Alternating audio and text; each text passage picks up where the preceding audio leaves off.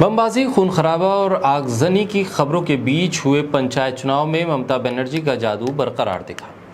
TMC ने पंचायत चुनाव में बाकी विपक्षी पार्टियों का सूपड़ा साफ कर दिया।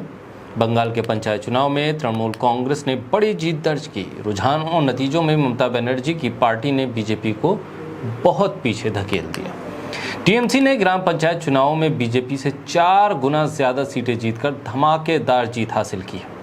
इस चुनाव में सीपीएम तीसरे और कांग्रेस चौथे नंबर पर। 2018 के पंचायत चुनाव में भी टीएमसी ने शानदार प्रदर्शन किया था। ग्राम पंचायत, पंचायत समिति और जिला परिषद यानी तीनों में ममता बनर्जी का जादू चला है और पार्टी ने एक तरफा जीत हासिल की है। लेकिन बंगाल के चुनाव में हिंसा एक बड़ा मुद्दा बन के उभरा है और इस पर अब सवाल जवाब का दौर भी शुरू होगा। बोलता हिंदुस्तान पर मैं हूं आपके साथ मिर्जा शाकिर अली बेग। पश्चिम बंगाल पंचायत चुनाव के घोषित नतीजों के मुताबिक तृणमूल कांग्रेस अपने वर्चस्व को कायम रखने में सफल हुई है। 2 साल पहले टीएमसी ने विधानसभा चुनाव में लगातार तीसरी बार जीत दर्ज की थी।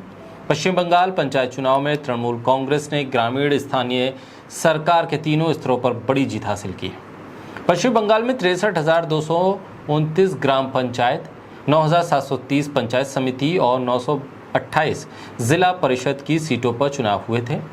पश्चिम बंगाल में टीएमसी पंचायत चुनाव में जीत का जश्न मना रही है। ग्रामीण बंगाल में हर तरफ से टीएमसी का कब्जा नजर आ रहा है। जीत के बाद राज्य की मुख्यमंत्री ममता बनर्जी ने एक पोस्ट के जरिए इस बात को कहा है कि मैं टीएमसी के प्रति लोगों के प्यार, स्नेह और समर्थन के लिए उन्हें धन्यवाद देना चाहती हूँ। इस चुनाव ने साबित कर दिया है कि राज्य के लोगों के दिल में केवल टीएमसी ही रहती है। ये जीत इसकी गारंटी नहीं है कि अगले चुनाव में यहाँ हिंसा नहीं होगी, क्योंकि इस बार के चुनाव में हिंसा का मामला अदालतों तक पहुंच गया। आखिर चुनाव के दौरान बंगाल में हिंसा क्यों होती है?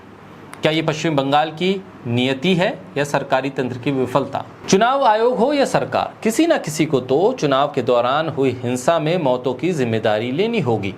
बंगाल विधानसभा चुनाव के दौरान 16 लोगों की मौत हुई थी और उसके बाद भी 9 हत्याएं हुई थी। लोकसभा चुनाव 2019 के बाद भी 9 लोगों की जान गई थी। 2018 के पंचायत चुनाव में भी बंगाल में 23 लोग मारे गए थे।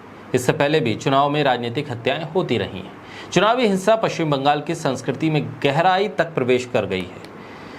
ब्लेम गेम खेलने की जगह सभी राजनीतिक पार्टियों को मिलकर इस पर सोचना चाहिए। हालांकि सबसे बड़ी जिम्मेदारी मुख्यमंत्री के तौर पर ममता बनर्जी की ही है और लगता नहीं कि इसे रोकने को लेकर वो कोई गंभीर कदम उठाती हुई दिखेंगी या किसी गंभीरता के साथ उन्होंने इस पूरे मामले को देखा है। क्योंकि बंगाल में हुई हिंसा और हिंसा के बाद आया जनादेश क्या सही मायनों में लोकतंत्र की परिभाषा को गढ़ सकता है? ऐसा लोकतंत्र जिसमें जनादेश तो आए लेकिन जनादेश के पीछे एक लंबी फहरिस्त हिंसा की भी हो।